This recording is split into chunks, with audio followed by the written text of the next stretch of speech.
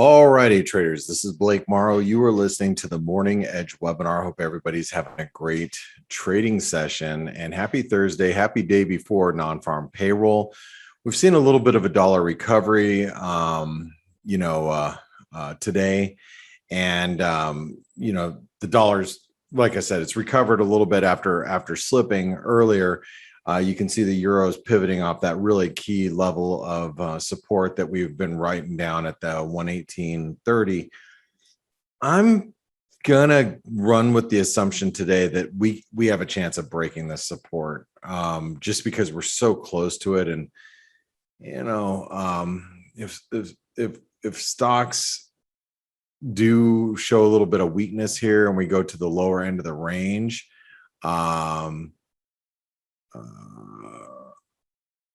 might take us back down towards like 118, 118.20 or whatever. But anyway, let's take a real quick look around. And I also want to say that I think we have to be careful with the sterling too, because the sterling just really rejected resistance after the Bank of England.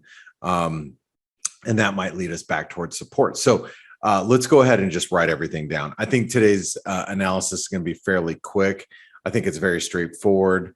There's nothing that's really jumping out at me right now other than, more range bound activity. Tomorrow's the day. Tomorrow's the day where, we're going to probably see some activity, some movement. And I'm going to reiterate something that I said on the daily roundup yesterday. Oh, hold on. Lorraine, can you hear me? 6, 7, just like right now. Can you guys hear me? Testing, test. Testing, test. Can you guys hear me? Test 1, 2. Yeah, everybody can hear me. So thank you guys. Let me address Lorraine. It is you. Okay. Everyone else can hear. So, that's like the last thing you want to hear from somebody from the opposite sex. No, I'm sorry. It's just you. It's not me. It's you. Usually, people go, oh, no, it's just me. No, it's you. No, it's definitely you. Okay. Lorraine says, fine now. Fine. Okay, great. You guys can hear me. All right. So let's go through the analysis this morning. And like I said, tomorrow is going to be the big day. And I guess I'm going to go through today's analysis. Like I said, it should be very straightforward. But the good news is tomorrow morning, I think we'll know where our breakout points are. So let's start with the euro. Okay, so for the euro, 118.90. If you guys are just selling up there every time we get near 119, you're crushing it.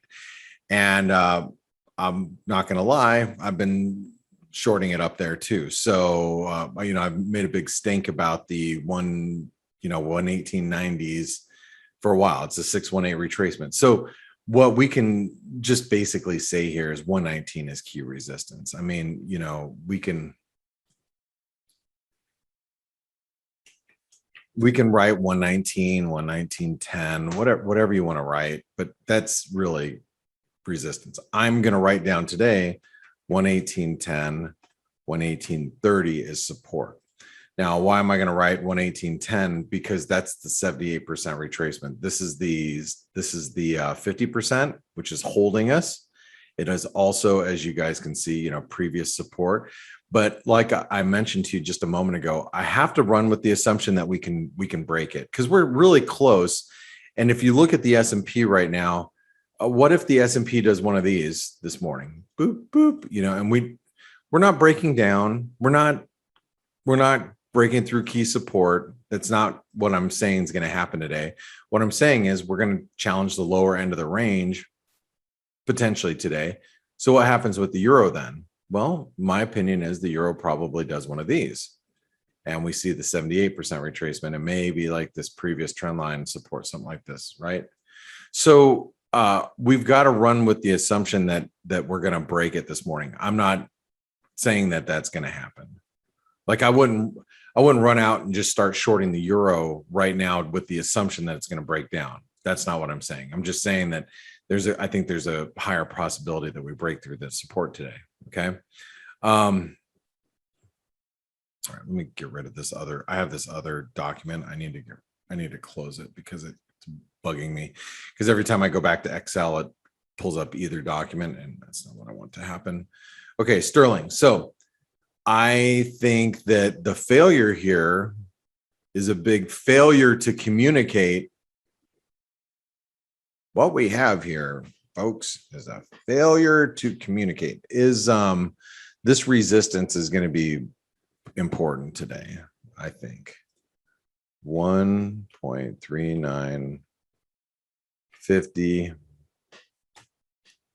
1.40, and then support is going to be right there. 138. Well, first of all, 138. Shoot, what is that? 30? 138.30. That's the 38% retracement. Remember from yesterday?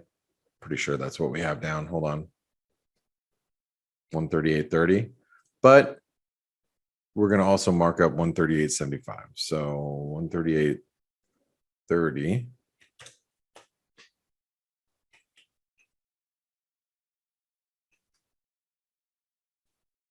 Okay. Actually, I can just do this. Oh, shoot. There we go. All right.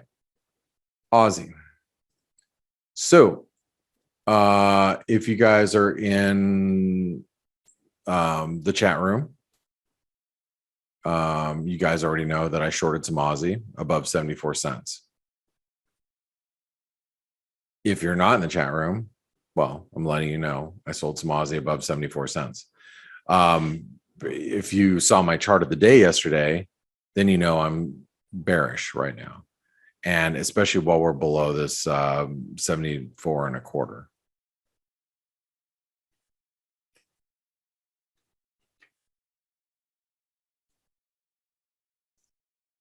Now, can we squeeze up to 74.40? Yes.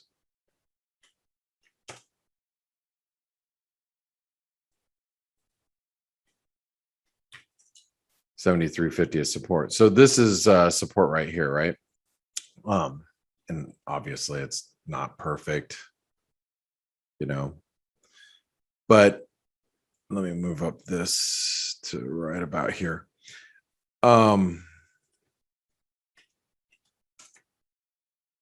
So one of the things that I think, you know, going into tomorrow specifically, tomorrow is pretty simple, especially if you take the S&P. Like, you know, we break above the highs, we're going here, right? You know, you break above this 44.30, 44.40, you're going to 4,500. You break below here, you're going down towards, you know, 4,300. So how that looks like, sorry, in the Aussie is pretty simple. You know, we're either going up here or we're going down here. And like, that's how we're going to approach tomorrow. Right.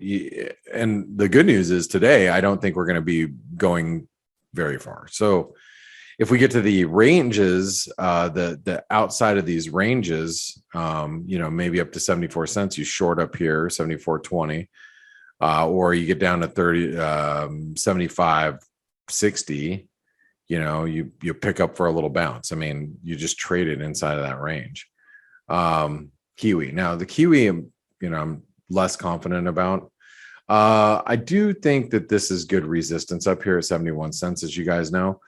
But you also know that it's holding up well. And you know, we had a pretty bullish move this week. Good employment data. Everybody's hawkish the RBNZ. It's going to be a shocker to the Kiwi if the RBNZ ever comes out and is, you know, more dovish than expected. So Support's going to be here, 70.20 today. Resistance is 71 cents. By the way, I should put an asterisk here. This is important. Dollar CAD. So the dollar Canadian is trading a little bit more heavy than I'd prefer. And it's interesting because somebody asked, or no, Jason, he asked yesterday, like, this dollar CAD, it's trading heavy even with crude weak. And I'm like, yeah, it is. And here's the thing.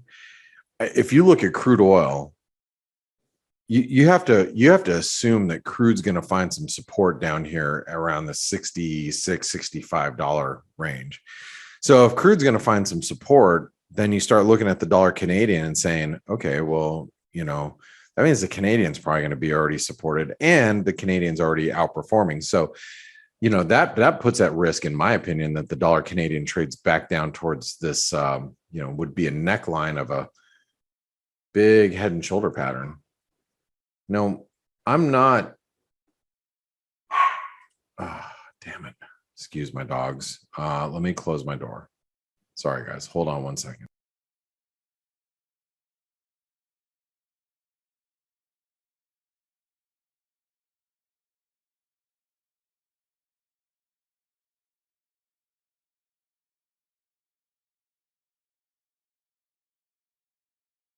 As I mentioned to you guys yesterday, it's going to take a little bit of time for me to get used to the change in behavior around my home office. My oldest son, who's a junior in high school, he is hitting the gym at this time in the morning, which I'm proud of him because we have a gym in one of the garage car spaces in my house.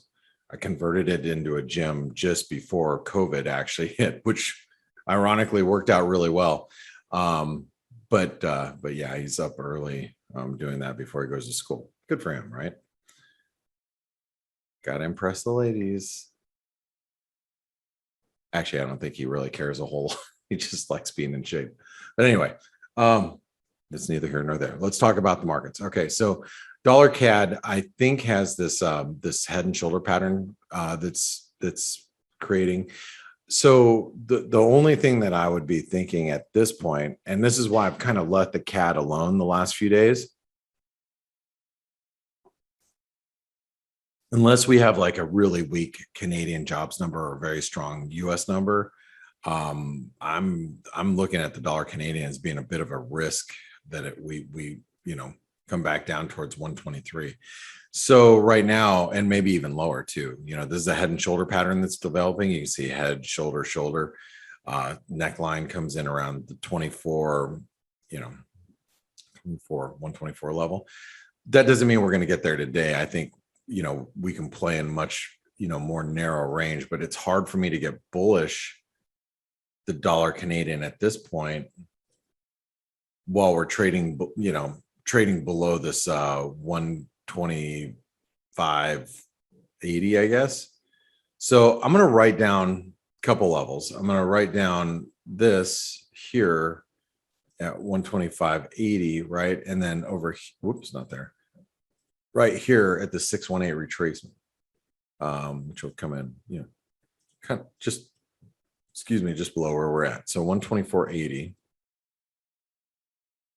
124.80, and resistance is going to be 125.80. And I think you just gotta if we hit like the upper or lower range of this pair today, then trade into it. I think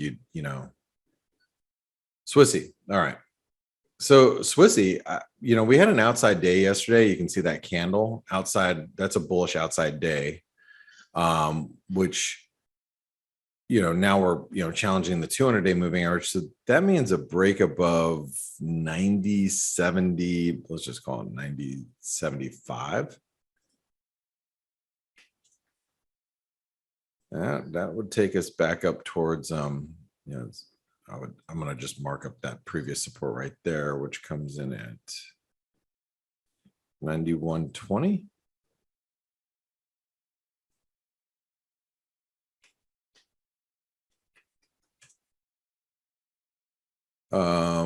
I'm going to say that anybody who is bearish would be so happy if we drop back down to 90.20, especially with a bullish outside day. No one's expecting that. So if you're a Swissy bear, you're just like, oh my God, it came back down towards channel support. Thank God. I'm going to cover it, But yeah, that bullish outside day should lead us higher. Should. I'm not trading it. US dollar, Norwegian krona, same thing, right? 870 resistance, 895.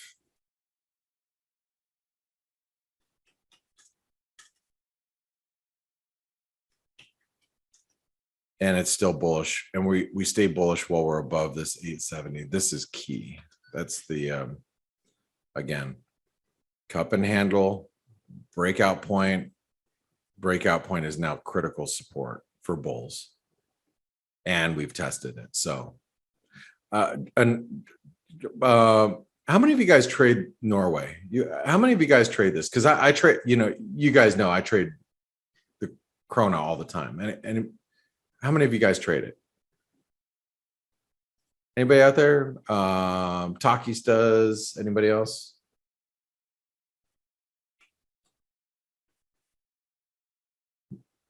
Malia does. Hugo does. Okay. He said, Hugo said, I did. Oh, that's good. Just because you guys know, this is,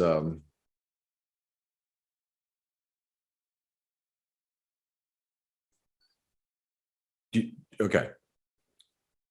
Let me draw this out for you. Where is my pen? Where's my pen? The goddamn pen is blue. The pen is blue. The pen is blue. It's liar. Okay, so right here, this move here is this move here, right? So this move here is this move here. So jump the creek is where? Right here. Ooh, Taki said also a golden cross. It is a golden cross right here. Tony's laughing at I wish I could do a Jim Carrey impression. Not that good. But anyway, you guys see what I'm saying? So this is in my opinion, we're going somewhere up here. And this is not the US dollar, Norwegian krona is heading back to 12. It's not that at all. This is just something that I think, we're going to be able to play on the long side for the next couple of months. Oops, let me go back to why is the delivery person here so early? Oh, it's not a delivery person. I love people that just walk up to your house and drop off flyers all the time. I don't want that garbage. Flowers or flyers? Flyers. Okay. It's some guy probably is like in his, I would say probably late 60s, and he's running around the neighborhood with flyers. So some, local business probably paid him some cash, and he's walking around getting a workout, dropping off a bunch of crap at everybody's house. So, that's why you have guns. Yeah, I do keep a gun in my office because I face my office faces the front door, so I can see everybody, right? So you can shoot people that. Oh yeah, anybody, Well, we had a situation which is really interesting. Our neighborhood's so quiet and peaceful, and it's we live in my part of town is it's a nice part of town, so it's very quiet, right? But and I'll tell you guys this really quick. Just it'll take 1 minute. So about last year, at some point last year, there's this. I was taking. Oh, no, it was before COVID, because I was taking my son to. So it was 2 years ago. Taking my son to boating.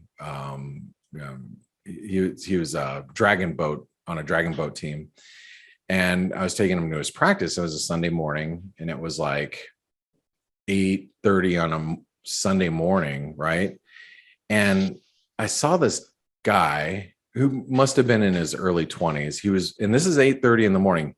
He's walking down the street carrying like a big stuffed animal, and he was like slapping himself in the face. Like, I was like, it was the weirdest thing, Imagine like some person looking kind of crazy walking down the main street, which is away from my house, but it's not too far away, about maybe a half mile down the road. He was walking down the street.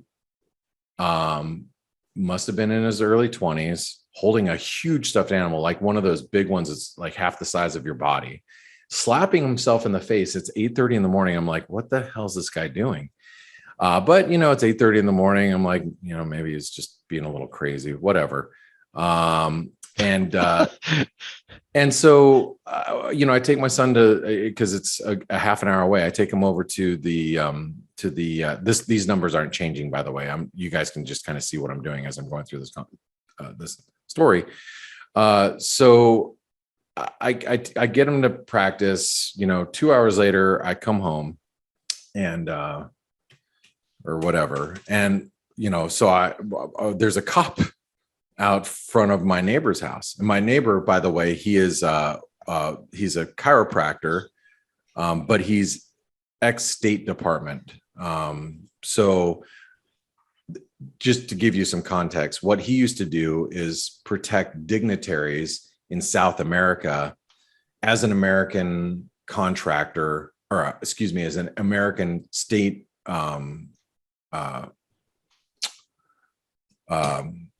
he's like one of those dudes that you'd see in a suit that had an Uzi underneath his suit, and he worked for the State Department, and he's protecting American interest dignitaries, the guys you see in the movies. You're like, oh, look at that guy. He's in a suit and he's got an Uzi and he's got an ear, he's got an ear. He's that guy, right? Anyway, now he's a 50-year-old chiropractor. He's my age and he's my neighbor, right? He's a guy you don't want to mess with. You don't want to meet him in a dark alley, by the way. Anyway, so he lives on the corner. So I get there and there's a cop at his house. I'm like, holy crap, it's a cop doing it at his house. Anyway, so I go to find out this 20-some-year-old kid was on, like heroin or crack or something. And it's 8:30 in the morning. This kid, I guess, has had a run-in with the police many times. And he was on some sort of weekend bender. And he was banging on this guy's door. So this guy, the State Department guy, the chiropractor. So he opens the door at 8:30 in the morning, and he's like, get out of my, get away from my house. And this kid's like started throwing rocks at him. Now imagine this guy pulls out a Desert Eagle. If you guys don't know what a Desert Eagle is. Oh, I do know. Yeah, he pulled it in his face, and his wife's calling the cops. And so I guess, the cops arrested this kid and, and told us this whole story. I'm like, holy crap. I'm like, I missed all this. I was at the boating thing. This is just a few houses down, but I'm like, that's the wrong house to be, drugged out and popping in. He's lucky he didn't have his head blown off, honestly. But yeah, Literally. I literally, yeah, I keep a gun in my house. Well, I keep plenty of guns in my house, but I keep one in my office for, I'm not worried about things like that. But, we do, there's you live in a nicer neighborhood. There are robbers. There are people that, do things. I think it's less nowadays because everybody's got surveillance systems everywhere. I mean, who doesn't have surveillance? Because it's so inexpensive nowadays that you do, right?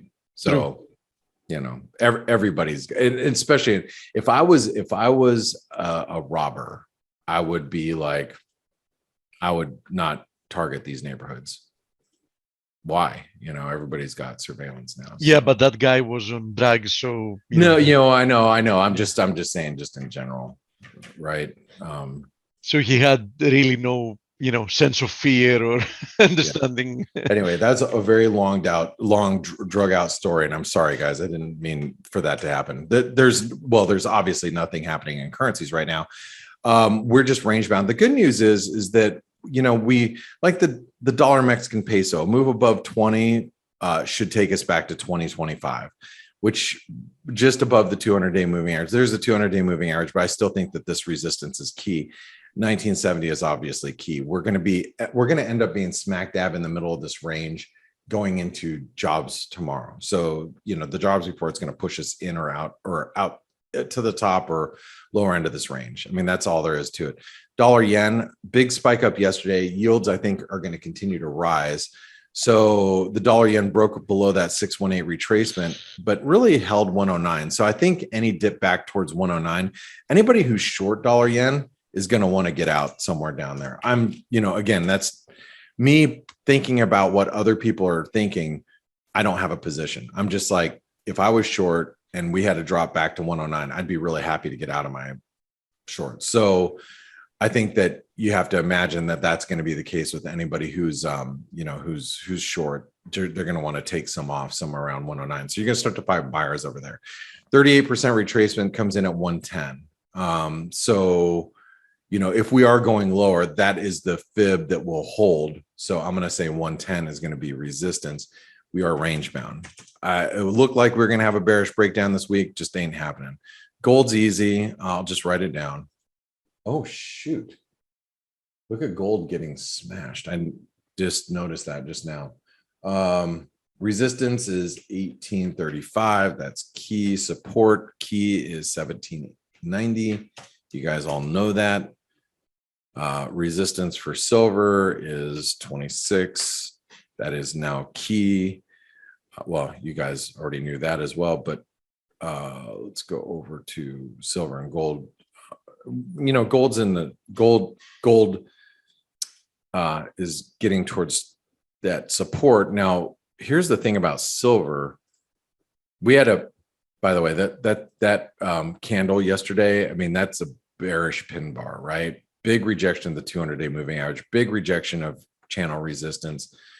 2590 to 26. This is all just key. I don't have to put the dollar sign there. But if we break through, which we are right now, actually, shoot, we break this 2510, we're probably going to see 2475 again. So I'll just write down 2475, 2510.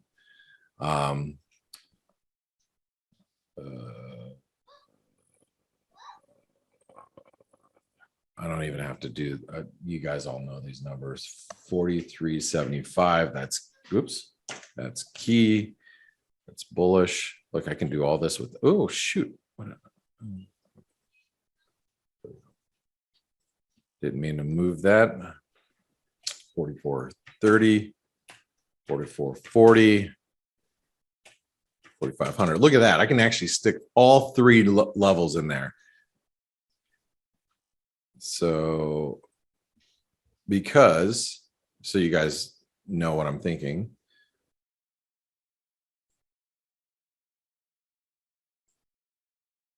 $44.30, 44.40, which is the 127% extension of that move, then 4,500 is the top of the wedge and the 161% extension. So those are your next three levels on the way up if we break out, right? Last but not least, Bitcoin. Same as it ever was. 36,500 key support, because that's the neckline of the head and shoulder pattern. 42,500 is resistance. We are in a range. And just to take a quick look at Bitcoin, just so you guys know what I'm looking at, head and shoulder pattern. We are testing. This could be the neckline. I drew it because it might be the neckline, but I really think this is this blue line here, right? I really think that's the neckline. I think really that's the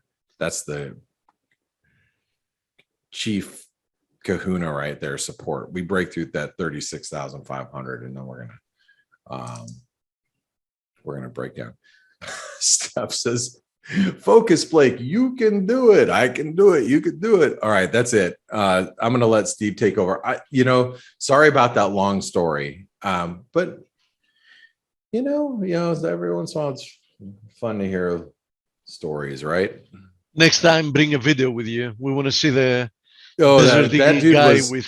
I just remember. I mean, it's so early on a Sunday morning, and it was like 8:15 or something. I'm like, what is this dude doing? Like, I've been up for a while, but I'm still like. The answer was simple: drugs. Yeah, right. I mean, in my head, I was like, man, that guy looks like he's on drugs. I'm like, but it's 8:30 in the morning. So why would he be on drugs at 8:30 in the morning on a Sunday morning? But apparently he had been on there is no logic behind it. If there was, he wouldn't be doing drugs, right? Yeah. Anyway, all right, guys, I'll let you go. You have fun with Steve, because Steve will at least give you analysis and notes. I thought you were letting me go as well. I was about to. No, you're up. Talk to you guys later. See ya. Enjoy. All right, guys. I'll see you in the chat rooms. All right, bye. Hey, guys and girls. For your information, I logged in 15 minutes late. So if there was any questions for me, that you posted until the bottom of the hour, make sure you type them again. Okay, so bottom line, we had some commentary yesterday, as you all know by now, which created some kind of a response from the dollar. You can see it in yields. Yesterday's candlestick was looking quite ugly at some point, and it shifted to being a hammer, an outside hammer actually. So potentially an interesting reversal type of candlestick. Somebody can even, claim that, we're building a double bottom here, but of course for something like that to be true, right, we need to first see a break above that area, right? Then and only then, this is a double bottom. For the time being, it's just a consolidation, right? In any case, this type of a reaction we saw in yields immediately translated to a nice reaction higher in the USD yen, which posted an outside white candle. So an interesting potential reversal here also. Now, for a bullish development here, we obviously need to see a break above this descending channel trend line resistance.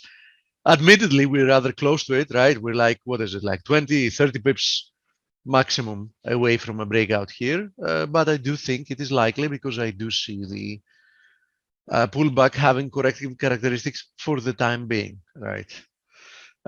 So yields produce this reaction mostly in USD yen.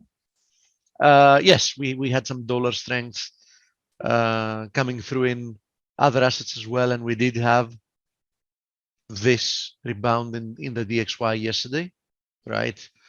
So far though, the prevalent technical formation, the prevalent last technical formation on this chart is the breakdown from this ascending wedge. So bottom line, I would be very, very conservative with, claiming that yesterday's move is the beginning of another leg high in the dollar.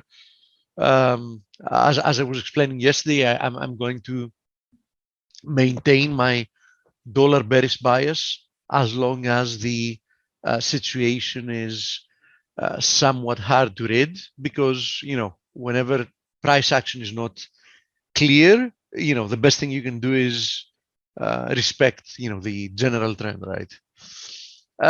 In any case,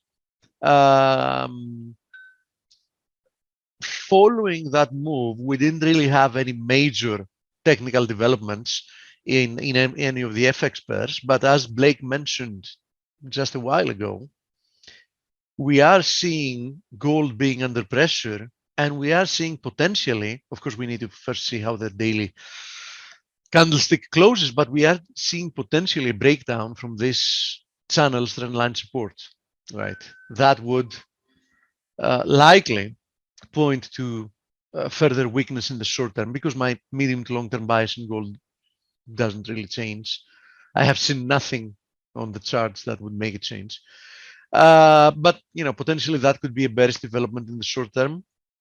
Same thing here with silver, right? If this is some kind of a pennant in silver, we might be seeing silver breaking down as we speak. And that would point perhaps to another push lower towards which level? This area, right? The trend line support of the bigger symmetrical triangle, which in my opinion is like a big bullish consolidation following the prior impulsive move higher in silver. So in the short term, gold and silver do look like they're in danger of having more weakness.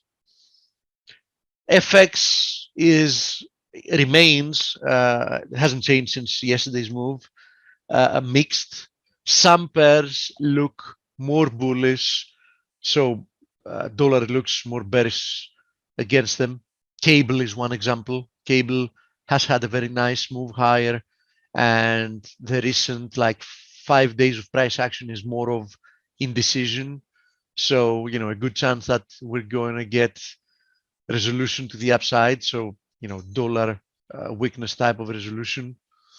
Kiwi seems to have broken above this descending wedge and remains above it. So another pair, for example, that dollar seems, rather weak.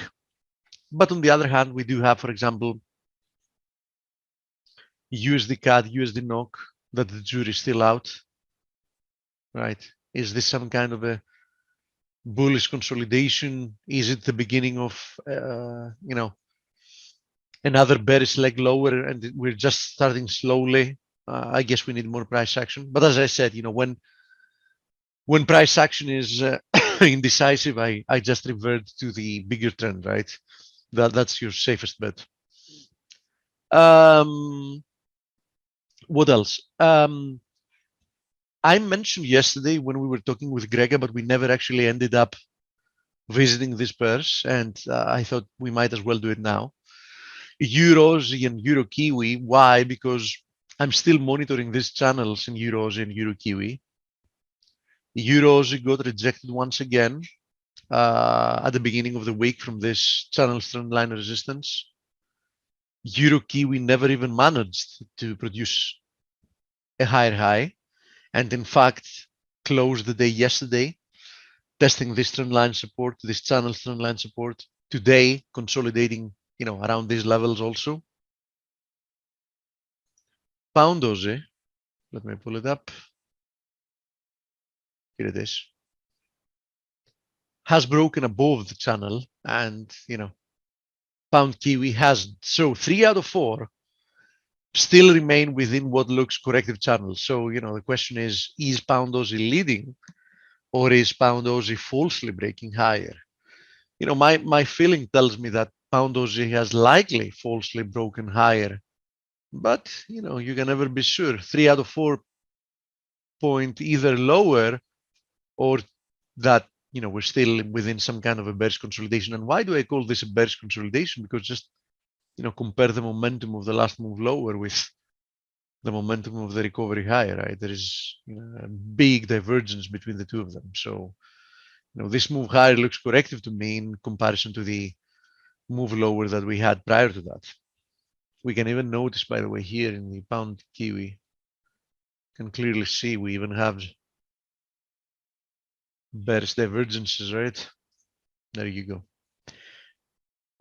Clearly, going back to what all that means, clearly it means that the path of least resistance is lower, especially as long as stocks remain very well bid. Gregor said so yesterday, and you know how much I agree with that kind of a thesis, that he thinks that this type of horizontal consolidation is a bullish consolidation and it's going to be resolved to the upside. And I'm of the exact same opinion, right? I think this is just another bullish consolidation, and it's very likely that we're going to see another leg higher in stocks, and that should probably translate to more weakness in these crosses. I wouldn't even, as I've said before, I keep pushing it forward.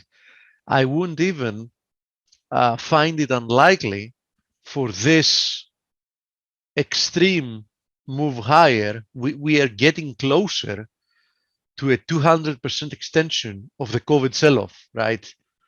So not only we completely retraced within like 15, 16 months the COVID sell-off, that wasn't enough. We are about to have an equivalent sized move to the upside, right? And all within a period of 15 months. So clearly, it's been too much, too fast. But within the context of this irrational type of move, I wouldn't even be surprised if we get a final leg higher that's going to be completely parabolic, because sometimes these type of crazy markets create this type of phenomenon, right? So I wouldn't be surprised to either see some kind of a little overthrow from this long-term ascending wedge, or even some kind of a big parabolic move out of it that's going to get everybody extremely bulled up, extremely, before we see a vertical move lower. We've seen that happen multiple times before, and I think it is a decent probability scenario. And clearly, especially if something like that happens, you can expect a big breakdown in these crosses we were talking before in FX, because obviously commodity currencies are going to be overperforming currencies like the euro and the cable, right? Anyhow, that's it more or less what I had to say. Would someone post the bias chart? Thanks. Oh, yeah. You know something? Blake didn't think about it because Stelios wasn't here. I'm going to do it once I close the webinar, okay? So don't worry about it. Thanks for reminding. Anyhow, shoot, give me questions. I'll be more than happy to look at the markets you want us to have a look at. Natural gas, yeah. Let's have a look at crude oil first, since we're talking about related markets. Just a reminder of what I said yesterday, the day before yesterday. Nothing has really changed. Sorry. We are seeing weakness, but we might still be within the context of some kind of a symmetrical triangle here. So, I wouldn't be aggressively short crude, I can tell you that much. Irrespective of all that, natural gas couldn't care less. I told you 2 days ago on this webinar that this is a bullish consolidation that's more likely going to get resolved to the upside. And guess what? We have broken to the upside, and we are on our way higher. As I said before, 488 or something is the next upside target, and why not? I think we can easily make it up there, right? 450. Nice. Give me a second, because we just had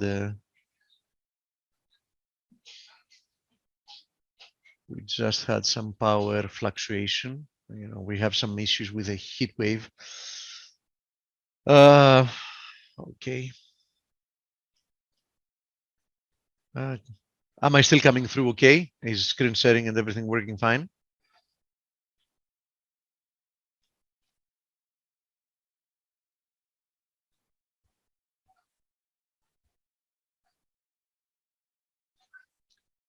Can someone confirm if is everything okay?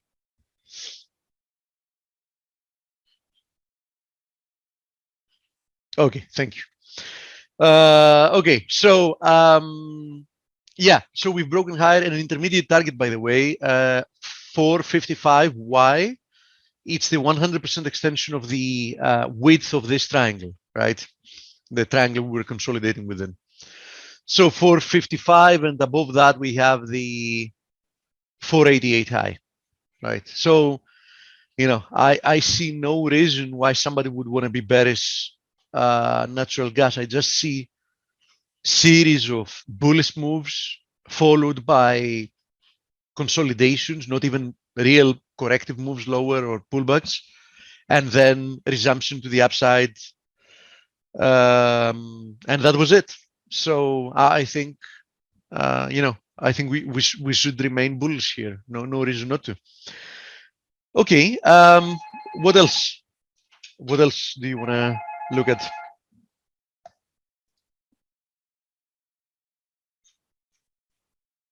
It's posted on ForexAnalytix now. Okay, good.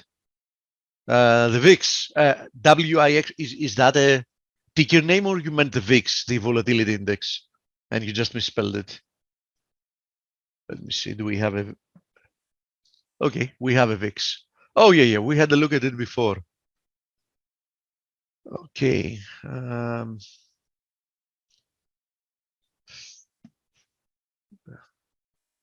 Yeah. Still in some kind of a consolidation here. I still think we're going to get more upside as long as we trade above like 270. Yeah. Let me see if there is any. Yeah, I think this is the prevalent way to read this chart. So yeah, quite bearish during the past couple of days, especially this little gap lower and the aggressive sell-off. But from what I see, we have earnings in, what is it, 4 days, 3-4 days. Perhaps that will be the catalyst of the next bull leg higher, right? Natural gas DSI is at 90 last night. Okay, yeah. Yeah. I mean, clearly an overdone move in the short term, right? But I think this is another proof that this is a very bullish market. Yeah, at some point we're going to have a corrective move lower. There's no question about it, right? At some point we're going to have a corrective move lower, but I think that that move should also be bought whenever it happens, whenever it comes. DSI is a little bit like RSI, meaning, yes, you get some extreme readings, and frequently when you get close to extreme readings, you get some snapback type of effect in the markets. But seeing extreme readings is also proof that there is a strong bias in the market, right? So when you're seeing overbought or oversold readings in the RSI, you know that's the side that the market is trending towards. Yes, there might be a pullback, but that's the side the market is trending towards. Same applies to the DSI very frequently. Yes, you shouldn't be chasing markets that have done extreme moves, but nevertheless, you should respect that that's where these markets are trending towards. What else? Thank you, Jane, by the way.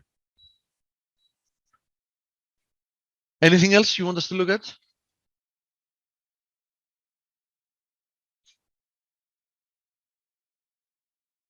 WDI, we just had a look at it. Literally 3 minutes ago. It's either in a symmetrical triangle. That's one interpretation, right? Or alternatively, we might see this correction unfolding in the channel. Right? That's a possible scenario as well.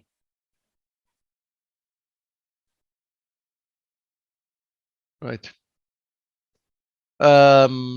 So yeah, in the short term, we might see more weakness, but I'm not really seeing any signs that crude oil has really turned lower and the bull market is over. I think this is another correction, orderly correction in an otherwise very, very bullish market.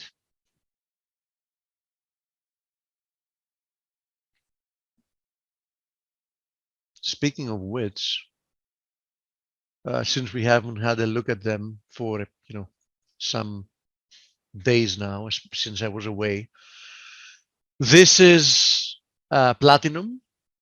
Platinum broke down, which is very unsurprising. Why? Because we had this move higher, which was channeled and had clearly corrective characteristics. Having said that, I don't think there is much more left to the downside. Next downside confluence of supports roughly at 950. We're getting closer to the point that I would be looking to be buying platinum, right? We've had a very nice bull run higher, and now we're seeing a healthy corrective move lower. And I think we're getting closer to levels that is interesting to buy.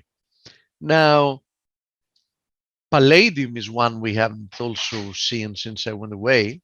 And for the time being, it remains boxed between these long-term trendline support, right? And this shorter term trendline resistance. Between the two of them, we have this symmetrical triangle, right? So I think this is an easy automated type of trade, meaning I think whichever direction we break, we're going to see at least some follow through, right? Either we break lower or higher, there's going to be some follow through. So, I mean, inescapably, we're running towards the day that's going to happen because this range is tightening up, and we're going to see it happening within probably a few days. And yeah, I think that's for people that like to trade breakouts.